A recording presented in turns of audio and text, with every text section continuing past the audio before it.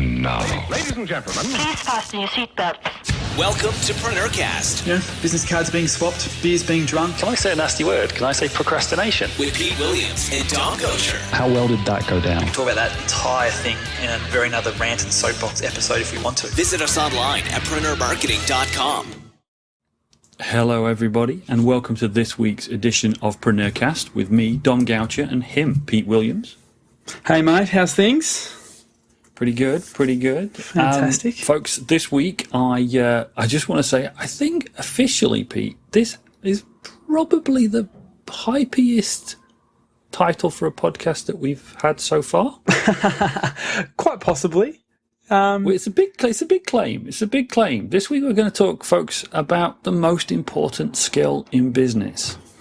And it might not be what you think. But a lot of people might say that was a bit of a hypey title, but I think people are gonna be interested in what we've got to say this week, Pete. Well, definitely, I think it's an important question to ask, really, and make sure people are aware of the answer.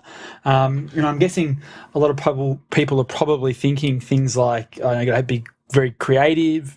You've got to be a great leader. Maybe in the internet marketing space, you've got to be really technical." But I don't believe it's any of those things, and it's something that I've used quite a bit in pretty much every project I've ever done, unconsciously first, I think, and then sort of realised that this is kind of what had me stumbling on the successes with the MCG venture and stuff like that. So it's something that's very close to my heart, and I'm looking forward to discussing it. Cool. I have to say, up front, and to add to the mystery and build the suspense, you are, I would say, a master of this skill. Well, I appreciate it. It's been something I've worked on for years. When I kind of realised it was the little leverage point, so to speak, that helped my success. It was something I really worked on. Cool. And so we'll come back and talk about it in a second in the kind of main part. But as usual, titles and open loops. Hypey titles. No, I've heard this stuff. I've heard this stuff called marketing. People do that, and then they do that. I don't know. It's like, yeah. But back to where I was going with that was that I like to do a catch up with you and just see if you've been reading anything interesting, because you do have a habit of finding these books and these authors and these topics that are out there, and we like to bring those to the audience. So have you been reading anything or listening to anything recently? Listening is definitely the right term. A book called Contagious, which is a really interesting book that was actually recommended to me by Luke Moulton, who was the co-host of the Small Business Big Marketing Show, which is now solely chaired by Timbo Reid and doing an excellent job over there. So Luke's a good friend of mine and part of a bit of a mastermind group that we kind of catch up with here in Melbourne quite regularly. And he recommended this book, and I think the claim was his favourite book of all time now, favourite marketing book of all time, which I think's a hypey title in its own right. But the book's called Contagious: Why Things Catch On, by Jonah Berger, and obviously we'll link that up in the show notes at PreneurMarketing.com, and will be available obviously from Audible, our loyal sponsors here at audibletrial.com/PreneurCast. You can get yourself a copy of the book for free. But I'm about, halfway, 2/3 through it, so I've actually completely consumed all this book. But it's a New York Times bestseller, and it talks through a lot of science about the things that make stuff tip and make stuff go and be idea viruses. Obviously, Seth Godin kind of, really popularized that term, an idea virus, and making things become an idea virus and get shared and go viral. And this book, Contagious, kind of is a play on that same sort of, germ-filled language that Seth started. But he kind of puts a lot more science behind what actually makes stuff infectious and gets contagious and gets shared online and offline and word of mouth. And it's a really interesting book with a lot of, weight behind the arguments, which is what I really like about it. That's great, because it's still, I'd like to say it's a hot topic, but it's kind of a constant topic, especially with anybody that has kind of grown up with the internet and come across things like YouTube, this concept of YouTube viral video and things like that. And people are always trying to recreate it, but not everybody knows what they're looking at, and therefore they they might almost make like a carbon copy of something, thinking that they're going to get the same results. But there's a lot more to it than that. So this is quite an interesting topic. If there's that, as you say, there's the science behind it as well as the general message, right? Yeah, and the good thing is he talks a lot more of analog examples than online. Definitely there's a lot of online stuff. He talks about Rebecca Black's song Friday, which is a great favourite of mine. But he also talks a lot about, restaurants and brands and a whole bunch of traditional analog stuff, which is really good because I'm kind of, really like it when people actually talk about real world examples, not just this little niche of online marketers. So, he talks about sort of, putting triggers into your campaigns to make sure they go viral, and talks about a restaurant in New York City which is hidden behind a phone booth in a pizza parlor, and just some awesome examples of what things happen and how things happen, more importantly, and how you can manufacture that type of result as well, which is really cool. Cool. And as you say, it's great that he covers the real world stuff, because so many people are caught up in this online world, and I've got to make a YouTube video and make it go viral. And it's not just that. It's like this idea is across all things. As you mentioned the idea virus from Seth Godin, but there's also the tipping point by Malcolm Gladwell, which is on a common thread with these. Yeah, it's a similar sort of book. Cool. But so that's Contagious by Jonah Berger. I'll be putting that on my list, as always.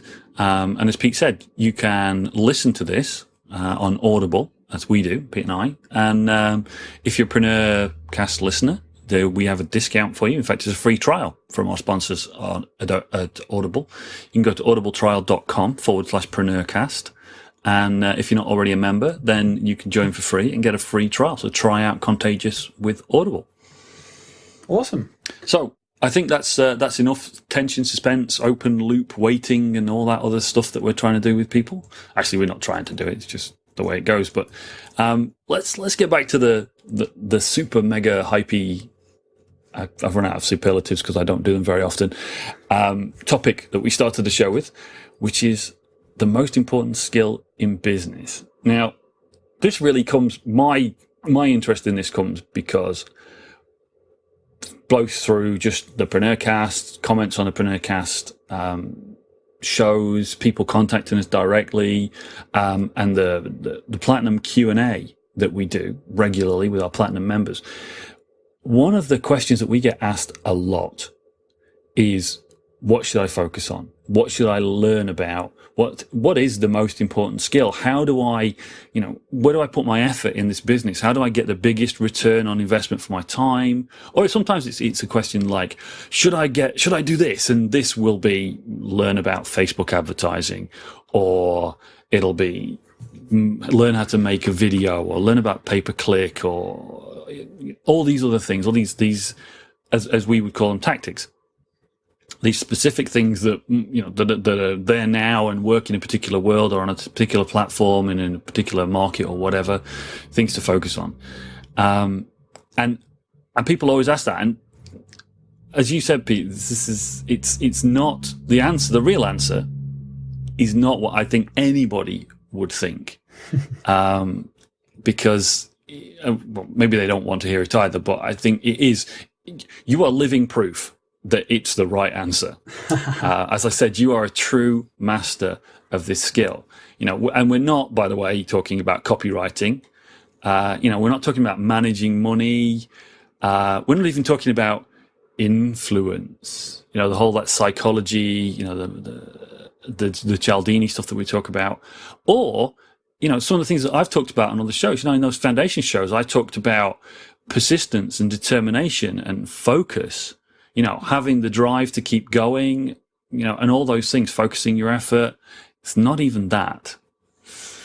Do you want to take us towards the answer, Pete? Yeah, well, look, to me, there's so many things that you can master in business. And I think, copywriting and learning how to influence people and, managing a team, staff and things like that are very, very important. You really have to actually, obviously, develop those little muscles in your business. But I really do believe that the most important skill you really need to master as an entrepreneur and as a business owner and as a marketer is leverage. Learning how to use leverage really well in every aspect of everything you do, whether that's leveraging your reach to clients, whether that's leveraging your own time through systems and resources, whether it's leveraging your business, whether it's leveraging a whole range of different skills. And I think that is what it comes down to. Is if you look at some of the projects that I've worked on and been very fortunate to be successful with over the years, like there's always been leverage, and sometimes it wasn't really conscious.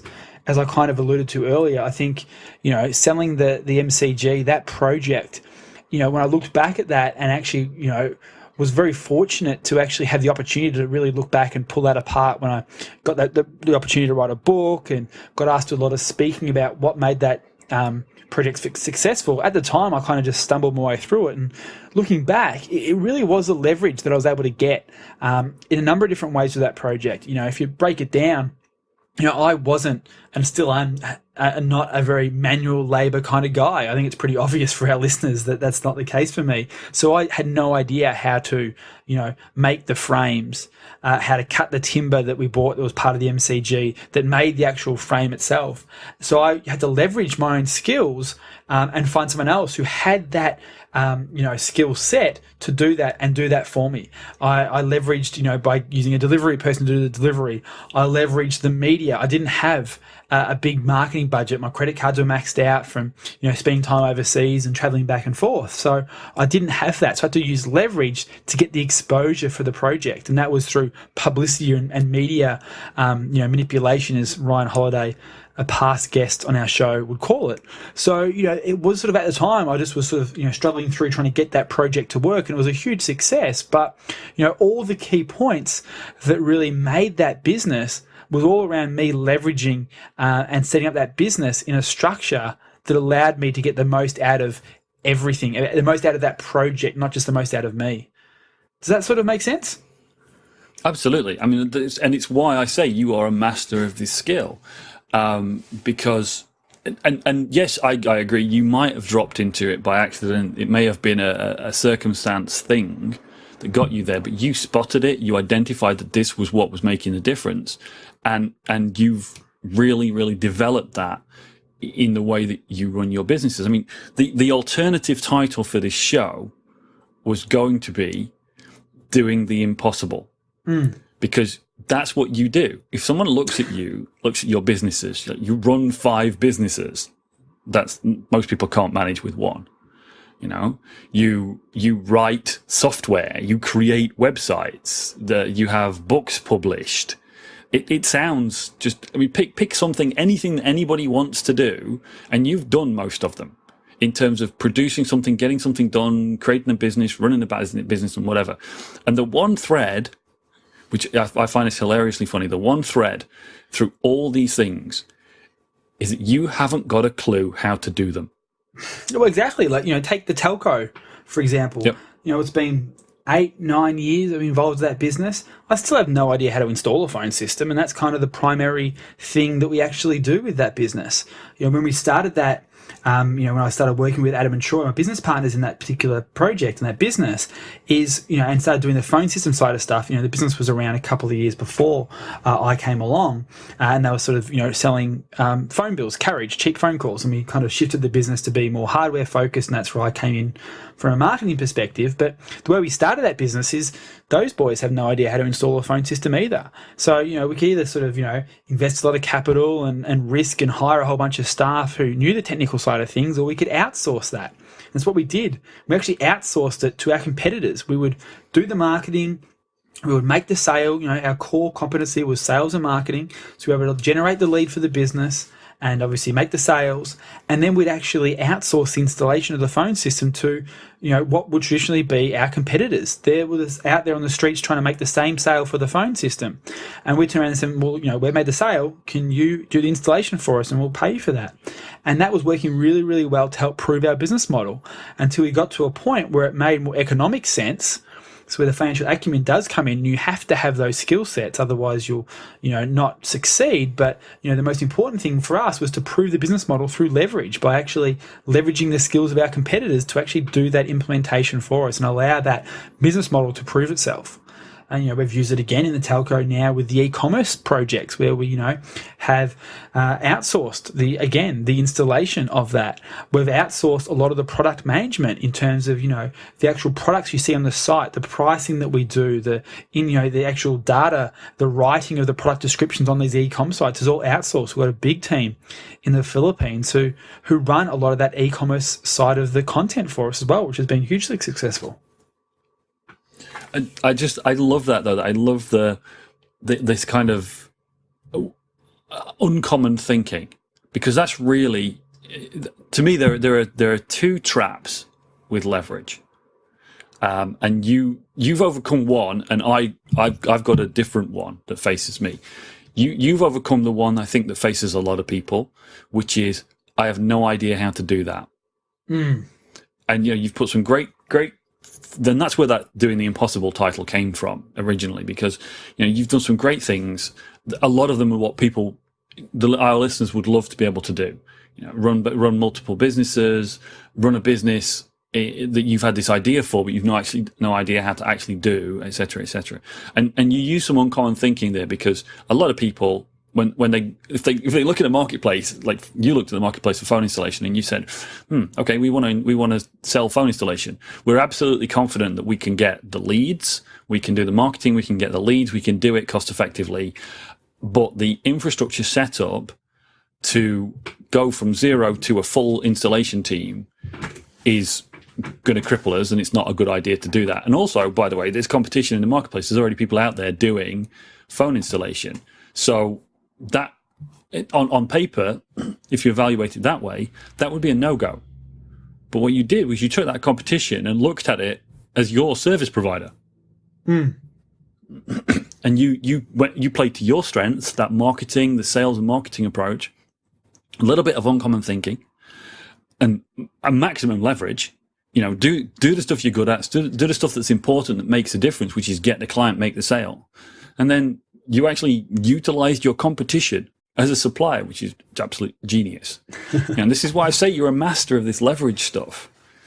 But for people out there, to me, there's, as I said, there's these two groups of people. There's the people that are looking at something as a doing the impossible. And I think you, in a way, represent those people, and you're like the poster child and the great hero of those people, because that's what you do. You write software, you publish books, you run companies, leap tall buildings in a single bound, really superhero stuff. But then there's the other group of people, I think, that are like me, that actually can do the things. And that is quite an insidious thing. We've talked about this before in a lot of different episodes, like about core mechanics and things like that, because being able to do it causes you just as much trouble as not being able to do it. Because my example, for example, my background is incredibly technical. I'm desperately trying to get away from it, but I can't. And from time to time, we talk about technical things on the show. I don't really like doing it, but we do. And we try and make it accessible to everybody. And one of the things that we love with regards to websites, building websites and getting people online, is we love a website system called WordPress.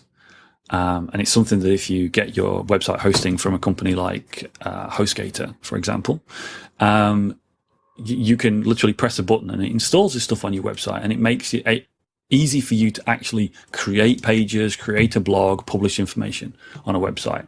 Brilliant. But one of the best things about WordPress is that it has this concept where you can change what it looks like without spending hours and hours and hours and hours. You can literally, just like you change the clothes on a Barbie doll, you can pick one of these, what's called a theme, and literally just drop it. Again, click of a button, drop it. You can go out, you can buy these things online. You can look through like a catalog, like you look through clothing catalogs, and pick a theme and drop it on, and it changes the entire look of the site, and it gives you functionality. It's great. It's great. Right. So there you go. There's my selling point for WordPress. And by the way, WordPress is free. But my point comes because all that stuff's underneath the hood is incredibly technical. To make it work, it's incredibly technical.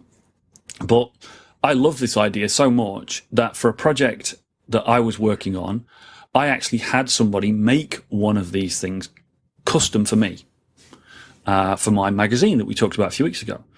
That's how the project started. Now, the problem came because it's technical, it's programming, it's interesting to me. I can do that. So I'd actually started looking at it, and I'd started reading about it and going, oh, that's interesting. Look, if I do this, that happens. And I had to stop myself there and there. I had to just completely stop looking at the book, stop reading the websites, reading the articles, stop reading about it completely. I had to stop because, and I haven't said this for a while, just because you can doesn't mean you should, right? I think we should get some T-shirts made up that our listeners can purchase with that on it, I reckon. Do you know what? Folks, he's beat me to the announcement. Watch out. Watch this space. Really? Yep. T-shirts and mugs on their way. Okay? with not just because you can doesn't mean you should, but a lot of other stuff. Watch this space. I mean, but seriously, this is new for me too. Interesting. Yeah, I like it. It's a serious problem. It's an equally serious problem. I think traditionally the business group, people getting into business, I think traditionally those people would be the people going, I want to do this. It looks hard. And therefore they come under the impossible heading. But so many people are starting businesses and they're coming from maybe a job that they're good at. And these are the people that we might call them mechanics, like literally mechanics, or people that are good at the actual day-to-day doing of the job. But as we've always said about core versus mechanics, the hardest thing about running a business is realizing that you have got to run the business and somebody else might actually have to do the work. And that's where we come back to leverage. So to me, I mean, Pete, your perspective, but to me, there are those two very distinct sides, and they both require you to use uncommon thinking. Yeah? Yeah, absolutely. Something you spoke about then kind of just reminded me of a story that I think is definitely relevant to this about leverage, and even sort of, if you've got mechanics in your world, about teaching them about leverage too. Because I remember, 5 years ago, maybe 6, I could be a bit foggy on the dates, but in the telco, in our real world businesses, we use things similar to WordPress to run our sites. Now we're using Magento for the e-com sites, and we used to use Joomla, which is a very similar thing to WordPress, but probably a little bit more professional, a little bit bigger in the way it works. And we hired a new developer to join our team because we had a lot of projects on at the time. And he came in and was like, okay, we're going to build the website, and this is the new project, and started scoping it out. And when we said we're going to be using Joomla as the framework for the site, he freaked out. He's like, what do you mean? Like, why aren't we coding it from scratch? That's what coders do. They build stuff. Don't cheat and use this. And, use the word cheat. And I'm sitting there going, what are you talking about? And he just, we tried to kind of educate him that, leverage is important. It's, the business is here to make money. And that means every element of the business needs to have a positive ROI. And that means leverage everything as much as you can. So why would we not leverage his time as a coder to work on top of a platform that makes him get stuff done quicker, get more of an output done than the alternative? And he just couldn't get his head around that. And obviously, he didn't last very, very long with us. He didn't even get past the probation period because he just couldn't get his head around being, just having some business acumen about everything you do and not wasting time on things that aren't going to give you a positive ROI for the bottom line of the business. And this is what I think a lot of people, listen to the show and do communicate with us face as well, is that, just because he could code doesn't mean he should have. Just because you can do something or you can learn a skill doesn't mean you should. The skills you should be learning is how do you leverage every element of your business through things like WordPress and plugins and tools and themes and things like that, as well as through outsourcers or out-taskers. If you're in this internet business or any business as you're getting started and even bootstrapping, just because you can learn how to go and code something or, install a particular piece of software or run a Weber or manage that side of your business, is it the best use of your time? Is it the best, ROI for the business? How can you outsource or out-task that to get that done through leverage? You started it now. This is a whole can of worms now. Okay, because this raises another question. Because this is again back to doing the impossible. Okay, one of the biggest questions, this has come up recently in a Q&A on Platinum, talking about outsourcing. People are scared of outsourcing, Pete. People are scared of it. They think it costs a lot of money. They think it's hard. They think that. But one of the most interesting questions I had about it, and I want your take on this, was how do I get somebody to do something when I don't know how to do it? That's a big issue. And that was raised on one of the Q&A calls that we had recently, I think, and it's a big friction point for a lot of people, which, I don't think it's a hurdle. I don't think it's a roadblock. It's just a friction point, which makes things a little bit harder. And once you can lubricate that, you can, get straight through. So realistically, I don't know how to install a phone system, but I know what an installed phone system is meant to do. Can I pick up the phone? Can I make a call? Can someone call me? Yep, great. Outcome achieved. So, it's to me about making sure you get an effective result, not necessarily an efficient result to start with. And I'll come back to that in a moment, so please remind me, Dom. But it's about just making sure, okay, what does the outcome need to look like?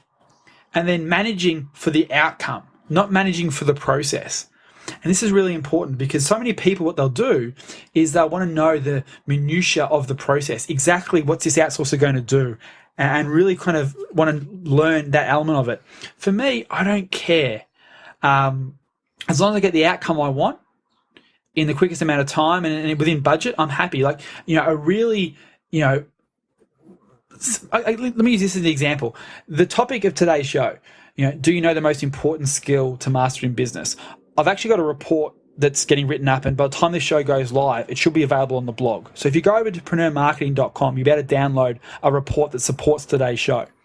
And that has been designed up by an outsourcer.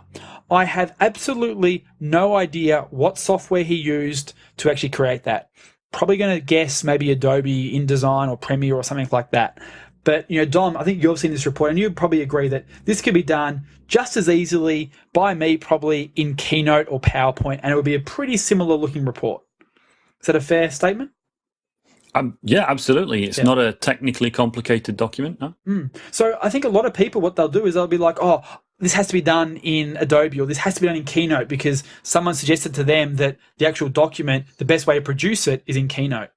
To me, I don't care the process. All I care is it readable? Is it in PDF format? Does it look like the outcome I want? And was it within my budget? Yes, it was. Fantastic. It's not about the process. I don't care how a phone system gets installed. I don't care how a plugin is coded, whether they use PHP or whether they use HTML with CSS or whether they use some other programming language, Rails, whatever the other ones might be out there. That does not bother me as long as I get the outcome that I'm actually after. And this is something that I think a lot of people need to make that shift from in terms of manage the outcome, not the process. Absolutely. In fact, folks, I just want to prove a point to you, okay? Because very few people listening to this will probably be able to do this, so I'm going to do this for you. If you think Pete's putting this on, let me tell you, Pete just said 3 or 4 of the most ridiculous things in the history of technology, document design, whatever. All those things he was talking about, he only got one of the pieces of software right in each one. InDesign? Right, no? Yeah, that was right. What's Premiere do? What does Adobe Premiere do? It's video, mate. Okay. It's video. Yeah, seriously, it's like, and you can't, the plugin, all that technical stuff is like, it proves you don't know. You absolutely haven't got a clue. It's great. You really, really haven't got a clue how to get these things done. But what you do, I don't know if I should be proud of this or not. You're kind of just blatant calling me an idiot. No, I'm not. This is the thing, because you are successful. You are living proof about leverage and about what you need to focus on. Yeah. I think a lot of people would probably take that as being called an idiot and be offended by it. I'll let that one hang there for a while. But seriously, I have every respect for you and your abilities to create and run successful businesses. And that's the point, is that deep down, you're interested, but you know when to cut it off. You know when you don't need to do it. You know when to give it somebody else. And the important thing here, though, is how you give it to somebody else. And you kind of put it in there in between all those different technical things that you were talking about. But it's just a case of you know, and it comes back to the point you said, which is effectiveness versus efficiency. A lot of people are so hung up on efficiency. Efficiency comes from an understanding of how and what it should take and how long it should take and there's more efficient ways of doing things, but that requires knowledge on somebody's part. But effective can be done by you finding one somewhere that already exists or something like it and showing that to the person and say, how much for one of these? How long for one of these? Can you do this? That's it. Yeah. So I was going to talk about that efficiency and effectiveness for a moment. Is that I think the problem when people hear outsourcing, this is kind of where we're leading to a little bit, I guess, is that they start thinking, "Oh, I got to get it super cheap." Outsourcing is about getting it done cheap, and that's just the absolute wrong mindset. Outsourcing is about getting stuff done that you can't do or shouldn't do yourself.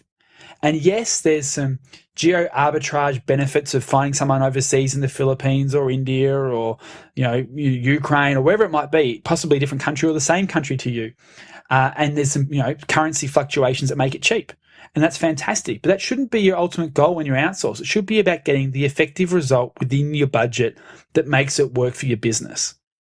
So effective. What does the result look like? I want a PDF report which is designed similar to A, B, C examples that you've sent across to that person.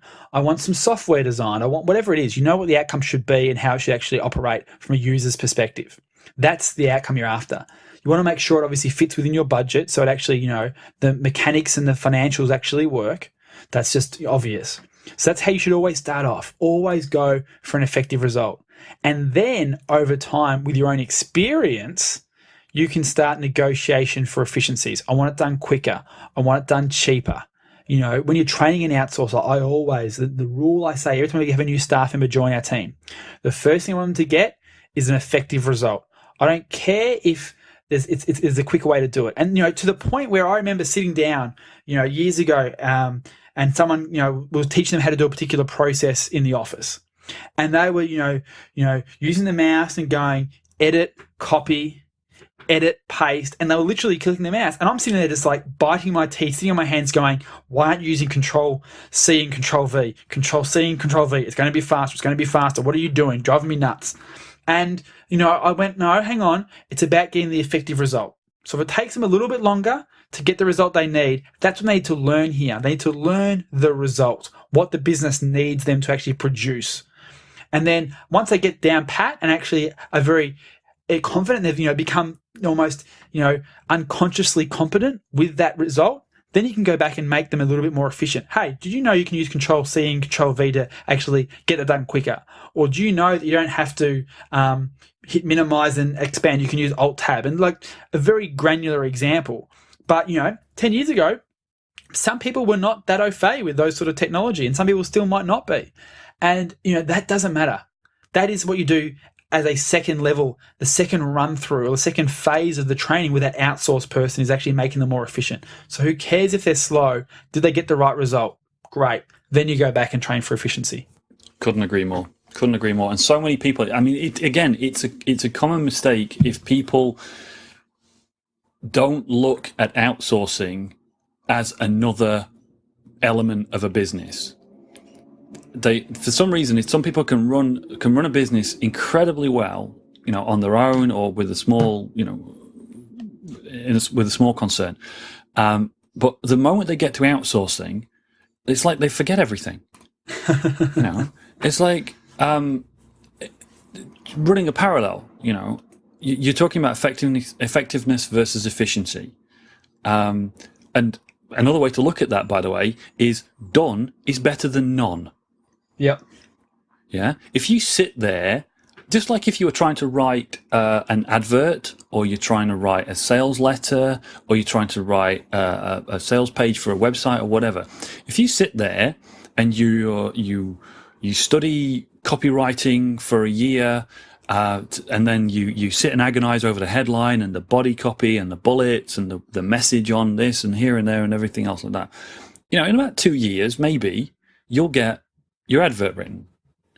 That's 2 years of your time completely lost, which has cost you, lost business, lost income, lost everything. And then the second that you print it or put it out there, then all you've got is an advert that you've written. You've got no information about whether it's effective or not because nobody's seen it yet. You've just got to guess. You wouldn't do that. What you would do, you would write something, put it out there, and see what you get back. And what you get back tells you how effective it was, whether it was effective, and you can build on that. We talked in the past about split testing headlines and changing small pieces of data and things like that, which is you learn as you go along. That's what you would do.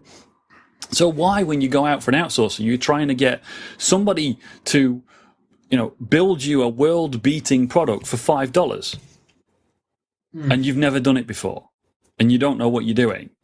You're going to get in a mess. What you want to do is go out there and find somebody who can give you a thing you can reasonably define. Like, can you build me a website that looks like this? Yes. How much is it going to be? It's going to be this much. Okay. Well, then you go back to your business, forget about technology. You go back to your business and you go, is that a good return? If I get the website that will sell this product, promote my business, whatever, is that for this much, is that a good return today in my business? Yes. Okay, good. Thank you. Go and do that job. And you can evaluate it because you showed them what you want it to look like. If you want something else doing, or you want another one doing, then that's when you look at efficiency. When you've had one done, when you've got the base result, and that's looking at that from a business point of view. Don't try and get everything done perfectly at the maximum efficiency and speed and whatever when you're not really set up for it. Well, business is never about being perfect. Business is about being profitable. Yeah. And this is the thing that so many startups, and first-time entrepreneurs really struggle with, is that, like, I've got to create the best sales documentation. I've got to create the best product in the world. I've got to create the most perfect ABC. And, well, not really. As long as your business is profitable and your customers are satisfied, that's a good business. And you can grow through perfectionism, but you've got to start off being profitable. Yeah. Again, it's similar things we've talked about in the past, like minimum viable product. This idea that you need to get something in front of somebody so that they can give you the feedback as to whether or not it's going in the right direction. You're getting data back about whether you're doing the right thing. You don't want to try and build the entire thing perfectly first time because, well, honestly, you don't know whether it's perfect or not. Your client's going to tell you that, or your customers are going to tell you that. So don't try and be perfect off the bat. Don't try and get the best deal. Don't try and be the most efficient. Just, as you say, effectiveness first. Did they do it? Now, an interesting change in perspective briefly from a psychological point of view. Pete, your example of training people was a very good one. If you're in the situation where you're trying to train an outsourcer to follow your process, and I'm going through this at the moment. I got some great tips from you, Pete, about doing this, because one of the things that you've said in the past is to hire for attitude and train for skill. Mm-hmm. And again, that comes back to that effectiveness versus efficiency. When you looked at that programmer for your team, on his CV, his CV looked awesome. Super mega programmer, done all these systems, great. But he had the wrong attitude. He wasn't willing to follow your lead for optimizing the way that things get done. And it wasn't even like do it my way or the highway. It was actually, this is far more efficient. We have systems that are already in place. You're just adding stuff rather than starting from scratch again. But so that was the wrong attitude. And if you hire for the attitude, like somebody who can deliver effectively, then you can train for the efficiency. But when you're doing that, and this is, from my background as a trainer, I can tell you, if somebody doesn't understand the basic core skill, the reason why they're doing what they're doing, what the goal is for doing that thing, and the basic way of doing it, and what effectiveness looks like, then it's going to cause a problem down the line. This is absolutely proven in training that if you went, your example, Pete, you use a slightly technical example, which is copying and pasting things using a computer. Slightly technical. That's probably the most basic thing these days. But yes, I know what you mean.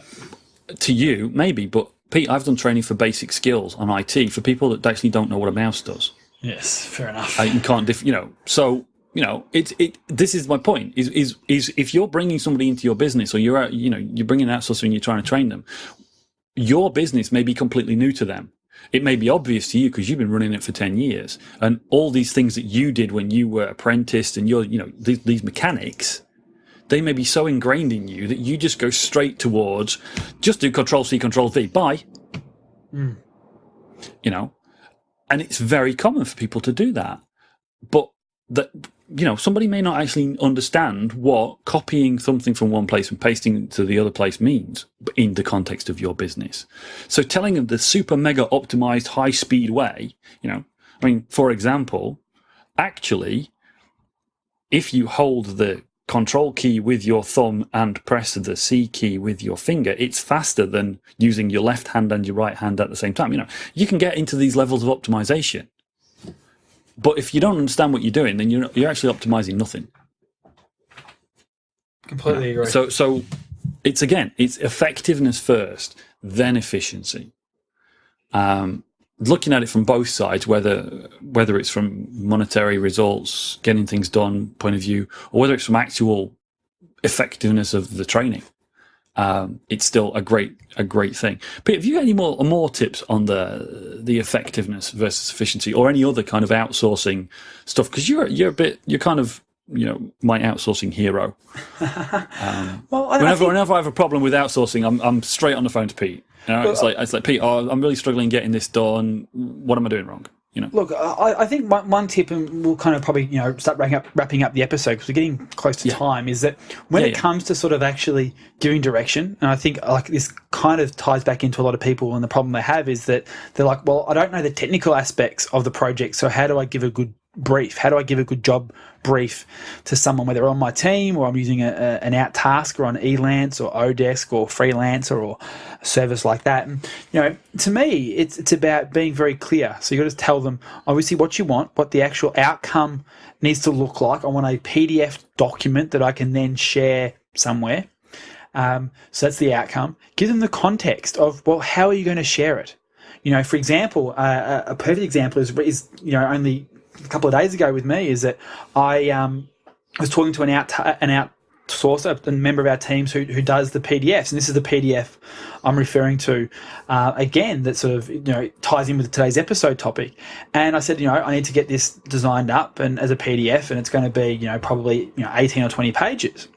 However, I want to actually send this email out as an attachment to everyone inside the Preneur community. So an email will be going out with this PDF attached, not linked to, someone has to go and click and opt in and download it. It's going to actually be attached to the email like I was sending it to, a friend or my wife or something like that.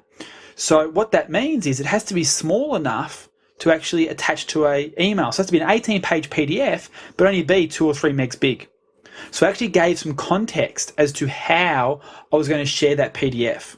So that way he knew that, hang on, when I'm designing this PDF document up, I have to make sure that I'm not using crazy images or crazy graphics that are going to really make the file quite large. It has to be very color-based and text-based, not image-based. So that kind of gives you some context to design it appropriately. So it's not just the outcome of I need a PDF design out of this content, but I'm going to be using it in this way. So that way he knew how to actually work and how to design it. Actually gave him some more information that he could determine the actual procedure part of the process. I also gave him some examples. I said, here are 3 or 4 PDFs that I like the look of, that I think could have a similar sort of feel to our new report. And then I also sent him a couple of PDFs saying, this is not the type of report I want. I don't want a text-heavy, white paper style looking one. I want it to look more graphical like this. So I gave him both parameters. I gave him what it should look like and what it shouldn't look like. So both ends of the framework. So we had, again, sort of a bit of a fence to work between so we could work out that process himself. So that's kind of 2 or 3 examples that you can use when you're writing up a job advert for someone who's going to be working for an out-tasked project for you or a full-time outsourcer that you might want to work with on a regular basis. There's some good takeaways. So, I do encourage people to check out PreneurMarketing.com, not only for the show notes and things like that, but also if you check it out, there's going to be a copy of this particular report that we're talking about, so you can actually get an idea of the actual finished product that I use as examples here. It actually talks about the topic that we're talking about on today's show, and it's got 2 or 3 small case studies about how other people that you probably know, definitely know at least 2 of them, if not all 3 of them, and how they use leverage in their business in a unique way to actually be successful as well. So it's definitely worth a read. It's an easy read. It's not a heavy, as I said, text, white paper type report. It's very graphical and very engaging. So, check it out at PreneurMarketing.com and let me know your feedback in the comments as always. I'll put a link to it in the show notes. Awesome. Once it's up and ready to go.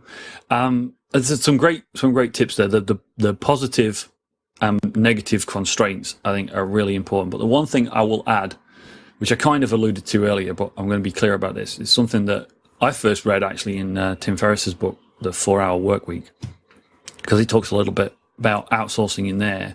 And it is that if you've not done it before, or not had that task or job outsourced before, then start simple. Don't try and have something built that you can barely define yourself, that you've never seen before, that doesn't exist anywhere, that there are no examples of.